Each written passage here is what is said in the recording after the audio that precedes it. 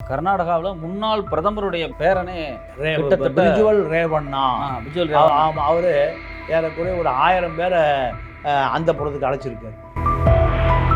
வேலை தேடி வர்ற பெண்கள், கட்சி பதவி கேட்டு வர்ற பெண்கள், பல ஆயிரக்கணக்கான பெண் டிரைவர்களெல்லாம் காப்பி பண்ணி டீ கடை, ஹோட்டல் கடை, போண்டா கடை, bus stand, taxi stand, auto stand கூட கொடுத்துருக்காங்க.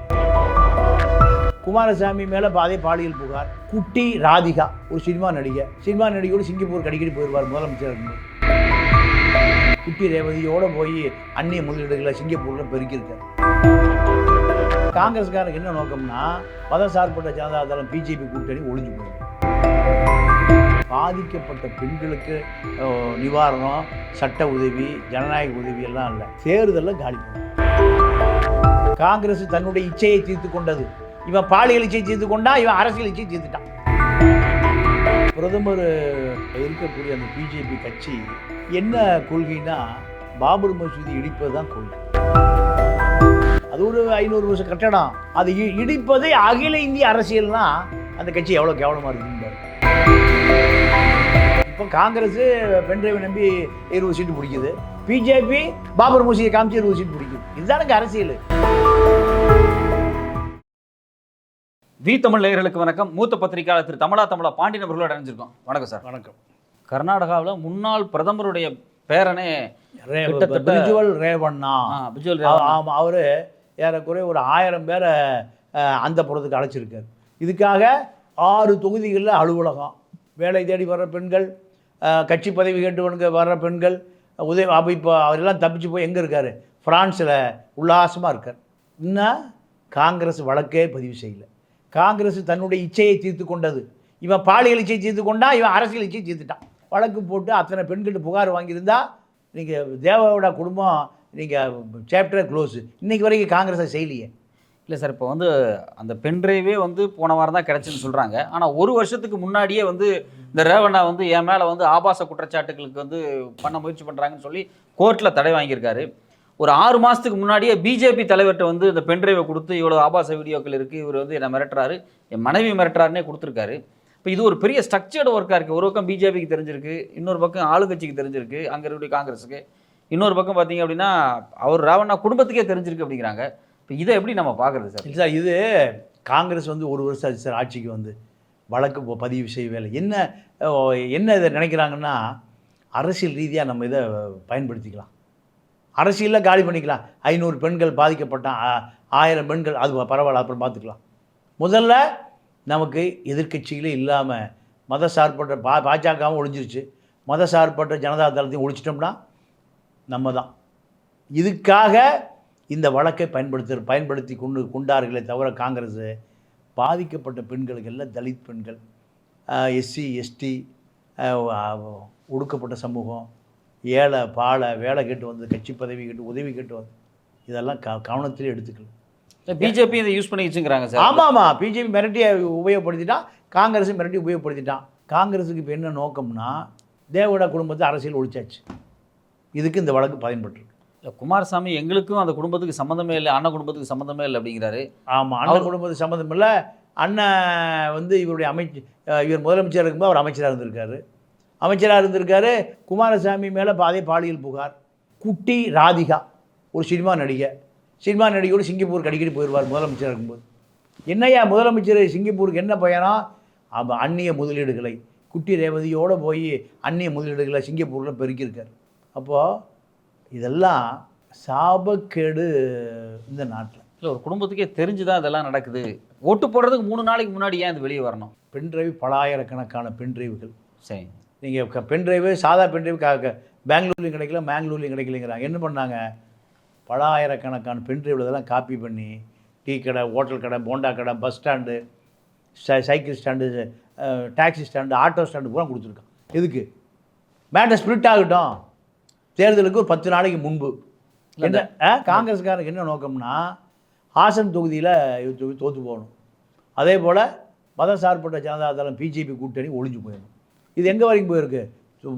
கர்நாடகா முழுக்க போயிருக்கு இந்த பாலியல் பென்ட்ரைவ். அப்போ இவர்களுக்கு என்ன நோக்கம்னா, உண்மையாகவே காங்கிரஸினுடைய கவனத்துக்கு வந்திருந்துன்னா விஜயகுமார் சிங் புலனாய்வு அதிகாரி, சிறப்பு புலனாய்வு குழு, எந்த புகார் இது வரைக்கும் வாங்கவே இல்லையே. அந்த பென்ட்ரைவ் போட்டு பார்த்தாலே தெரியும், எல்லாத்தையுமே கூப்பிட்டு சமன் அனுப்பி இப்படி ஒரு புகார் இருக்குது, என்ன உண்மை கேட்கவே இல்லையே.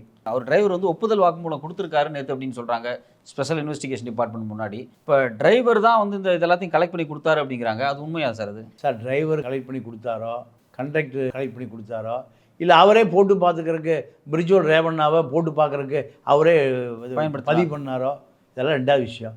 ஆனால் இந்த வழக்கு ஏறக்குறைய 6 மாதமாக இருக்குது, 3 மாதமாக இருக்குது, 1 மாதமாக இருக்குது. ஆமாம். அப்போது காங்கிரஸ் வந்து 1 வருஷம் ஆச்சு. என்ன நடக்குது? விசாரணை எப்போ போடுறீங்க? விஜயகுமார் சிங் எப்போ விசாரணை அதிகாரி? இதெல்லாம் எத்தனை நேரம் இது எவ்வளோ பெரிய புகாராக ஆகிருக்கணும். ஏன் ஆகலை? தேர்தல் வரும்போது பயன்படுத்திக்கலாம். முதல்ல ஆரம்பித்து புஷ்ஷுன்னு போயிடும், மக்கள் மறந்துடுவான். சுட எதுக்கு? அப்போ காங்கிரஸுக்கு என்ன நோக்கம்னா, பாதிக்கப்பட்ட பெண்களுக்கு நிவாரணம், சட்ட உதவி, ஜனநாயக உதவி எல்லாம் இல்லை, தேர்தலில் காலி பண்ணும். இல்லை, அந்த வீடியோக்கள் வெளியே வரும்போது அதுக்குரிய பெண்கள் முகம் வெளியே வந்துச்சுன்னா அது பெரிய பிரச்சனை ஆகுமே சார்? இப்போ வெளியே வந்துருச்சே, 1000 2000 பெண்கள் இருக்கிறாங்க. 5 வருஷம் அவர் இருந்திருக்காரு சார்.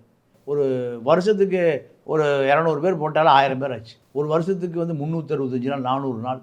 அப்போது 4 நாளைக்கு ஒரு பெண்ணு கணக்கு போட்டால 100 பெண்கள் ஆச்சு. 5 வருஷத்துக்கு 500 பெண்கள் ஆச்சு. இது பொது இடத்துல ஒரு தூக்குடு போடுவதற்கான அத்தனை போக்சோ சட்டம் அதில் இருக்குது. ஒரு நாடாளுமன்ற உறுப்பினர் தெரிஞ்சுமே ஒரு நாட்டோட பிரதமர் பிரச்சாரத்துக்கு வராரு சார், இதெல்லாமே அவங்களுக்கு தெரியல. அவங்களுக்கு இதெல்லாம் பெரிய விஷயமே இல்லை. கட்சியினுடைய பிஜேபி கட்சிக்கு தலைமைக்கு கடிதம் போயிருக்கு, இங்கே பாருங்கள் ராவண்ணா குறித்து இவ்வளோ டீட்டெயில்ஸ் கிடச்சிருக்கு, அவர் இப்படிலாம் பண்ணியிருக்காருன்னு சொன்னதுக்கு பிறகும் மதச்சார்பற்ற ஜனதாதளத்தோடு ஒரு கூட்டணி வைக்கிறாங்க, அவருக்காக பிரச்சாரம் பண்ணுறாங்க.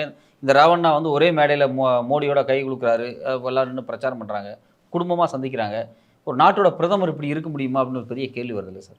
இல்லை, இங்கே இதெல்லாம் ஒரு பெரிய பொருட்டாகவே பார்க்கப்பட மாட்டாது. ஏன்னா பிரதமர் இருக்கக்கூடிய அந்த பிஜேபி கட்சி என்ன கொள்கைன்னா, பாபர் மசூதி இடிப்பது தான் கொள்கை. உலகத்தில் அது ஒரு 500 வருஷம் கட்டடம், அதை இடிப்பதே அகில இந்திய அரசியல்னால் அந்த கட்சி எவ்வளோ கேவலமாக இருக்குதுன்னு பாரு. அப்போது மக்களை எப்படியாவது உணர்ச்சி வசப்படுத்தணும், வாக்கு வங்கி, அவ்வளோதான். இப்போ பிஜேபி செஞ்சது, இங்கே காங்கிரஸ் செய்யுது. குற்றவாளி யார்? பிஜேபி கூட்டணி. இதுதான். அதனால் இந்தியாவை பொறுத்தவரை நீங்கள் குறைந்தபட்சம் அரசியல் மக்களுக்கு போய் சேராமல் 1000 வருட காலமாக தடுக்கப்பட்டதனுடைய விளைவு, நீங்கள் நார்மலாக கல்வியே கிடையாது. வர்ற ஆள் வருவான், அவனே காசு கொடுத்து அவனே பட்டன் அமைத்திக்கிறான். பார்த்தோமா இல்லையா பல இடங்களில்? ராஜஸ்தான், பீகார், ஒரிசா, யூபி, மத்திய பிரதேசெல்லாம் இன்னும் ஷெட்யூல்டு ட்ரைப்ஸ் கிராமங்கள் பூரா இன்னும் அரசியலே போய் சேரல. கல்வி கொடுத்தா தானே அரசியல் போகும். கல்வியே கொடுக்கலையே. ஆர்எஸ்எஸ்னுடைய சித்தாந்தப்படி கல்வியே கொடுக்காதீங்கிறான். அவனை முட்டாளாக வச்சிரு, ஆடு மாடாக வச்சிரு. ஆடு மாட்டுக்கு 4 காலம், இவனுக்கு 2 காலம் அப்படி வச்சுக்க. அதுதான் ஆர்எஸ்எஸ் பிஜே. அப்போ அவன் எப்படி இதை பற்றி கவலைப்படுவான்? கவலைப்படவே மாட்டான். இப்போ இந்த வீடியோக்கள் வெளிவந்தது கர்நாடகா தேர்தலில் ஒரு மிகப்பெரிய எதிரொலி வருமா? கண்டிப்பாக. காங்கிரஸ் நோக்கம் நிறைவேறிச்சு. மத சார்பற்ற ஜனதாதளம் முடிஞ்சு போச்சு கதை. இனிமேல் வரலாறு இருக்கு, தொடச்சிடுவாங்க. இருக்கு. அதே போல் பிஜேபி கூட்டணியும் தோற்று போகும். இதுக்குத்தான் இவ்வளவு நாள் காங்கிரஸ் காத்திருந்தது. முதலமைச்சர் அல்ல, துணை முதலமைச்சர் சிவகுமார் காத்திருந்தது இதுக்காகத்தான். அவருடைய நோக்கம் நிறைவேறிச்சு. இப்போ ஒரு 20 சீட்டு எங்கே கிடைக்கும்? டெல்லிக்கு 20 காங்கிரஸ் எம்பிக்கள் டெல்லிக்கு. அதுக்காகத்தான் இந்த பென்ட்ரைவ் காத்திருந்தது. பல ஆயிரக்கணக்கான பென்ட்ரைவர்கள் காத்திருந்த நோக்கம் 20 நாடாளுமன்ற உறுப்பினர்கள் ஜெயிக்கணும். அது நிறைவேறிச்சு. குறைந்தபட்ச அரசியல் தானே. இப்போ காங்கிரஸ் பென்ட்ரைவை நம்பி 20 சீட்டு பிடிக்குது, பிஜேபி பாபர் மசூதியை காமிச்சு 20 சீட் பிடிக்குது. இதுதானுங்க அரசியல். வேறு எந்த நாட்டும் இல்லாத அரசியல் இதுதான். அரசியல் என்பது மக்களை உணர்ச்சி வசப்படுத்தி வாக்கு பிடிக்கல கொண்டு வரும். இல்லை, மோடி வந்து எல்லா பிரச்சாரத்துலையும் கடுமையான மதவாதமாக பேசிகிட்டு இருக்காரு. இன்னும் ஒரு 4 கட்ட தேர்தல் இருக்குது, இதுக்கு இடையில ஏதாவது பிரச்சனை வரும்னு நினைக்கிறீங்களா இந்தியாவில்? இல்லை, இந்தியாவை பொறுத்த வரைக்கும் பிஜேபி வாக்கு வங்கி பிஜேபி போட்டு வெளியேறிச்சு. எப்படின்னா, ராஜ்புத் பெண்கள் பூரா நீங்கள் கடுமையான விஜய் ரூபே அவர் ஆங்கிலேயங்கிட்ட ராஜ்புத் பெண்களை திருமணம் செய்து கொடுத்து உறவை வச்சுக்கிட்டு எப்படியோ சமரசமாயிட்டான். தலித்துக்கள் தான் போராடி இருக்கான்னு கொளுத்தி போட்டார். அப்போ இந்த ராஜ்புத் பெண்கள் பூரா எங்களை வேசிங்கிறியா, தாசிங்கிறியான்னு ராஜ்புத் பெண்கள் எங்கே? யூபி, ஹரியானா, ராஜஸ்தான், குஜராத். பிஜேபி வாக்கு வங்கி, அதாவது மேட்டுக்குடி வாக்கு வங்கி அப்படியே போயிடுச்சு. அவன் யாகம் வளர்க்குறான், பொம்பளைக்கு போகிறான், எங்களுக்கு வேசின்ட்டார், தாசின்ட்டார். பிஜேபி அழியணும், ஒழியணும்னு. அடுத்து ஜாட், நீங்கள் ஹரியானா விவசாயி, ஆமாம், குஜராத் விவசாயி, யூபி, எம்பி எல்லாம் விவசாயி. அவனெல்லாம் 1 லட்சம் பேர் டிராக்டரில் நீங்கள் ஒரு டிராக்டரில் ஒரு 100 பேர் 50 பேரை கூட்டிகிட்டு ஒரு வருஷத்துக்கு தேவையான சாப்பாட்டோட சப்பாத்தி மாவு கோதுமையோட எங்கே வந்தான்? டெல்லிக்கு வந்து கடந்தான். 1500 பேர் செத்து போயிட்டான். 1500 பேரும் அதே டிராக்டரில் சடலமாக போனான். ஒவ்வொரு கிராம வழியாக போனான். போகிற பொழுது ஒரு கிராமத்தையும் அந்த சடலம் கடக்கிற பொழுது பிஜேபி கொடி எரிக்கப்பட்டது, கொளுத்தப்பட்டது, அழிக்கப்பட்டது. இப்படி 1500 சடலங்கள் பல கிலோமீட்டர் கடந்து தான் போயிருக்கு.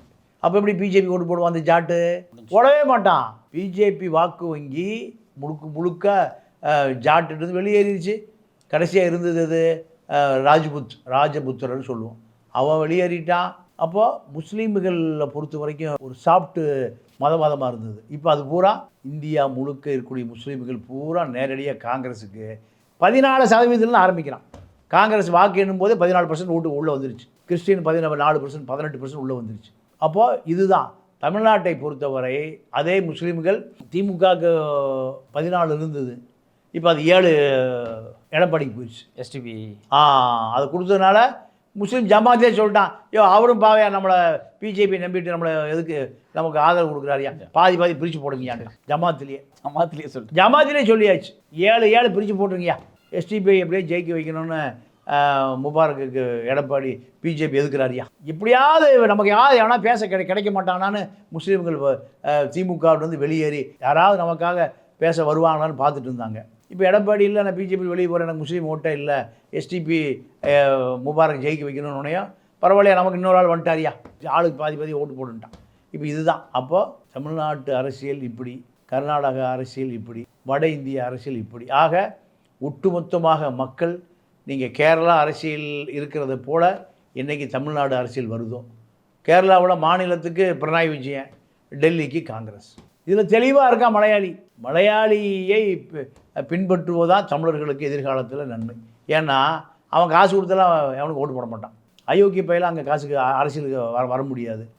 பச்சைமுத்து, ஜெகத் ரட்சகன் 1 லட்சம் கோடி வச்சுருக்கலாம், அங்கே அரசியலுக்கு வர முடியாது. அங்கே எல்லாம் பீடி குடிச்சிட்டு தான் அரசியல் பண்ணுவான் கம்யூனிஸ்ட்டும் கல்வி அவனை மனுஷனாக்கி வச்சுருக்கு. இங்கே அண்ணாதுரை உட்பட அத்தனை பேருமே சினிமா தேட்டரில் விட்டுட்டு போயிட்டானுங்க அரசியலை. இவன் சினிமா தேட்டர்லேருந்து மீண்டு வர முடியாமல் சினிமா தேட்டர்லேயே கிடக்கான். இவனை மீட்டு எடுப்பதற்கு யார் வர்றான்னு தெரியல. உங்களுடைய விரிவான கருத்துக்கு ரொம்ப நன்றி சார். நன்றி, வணக்கம்.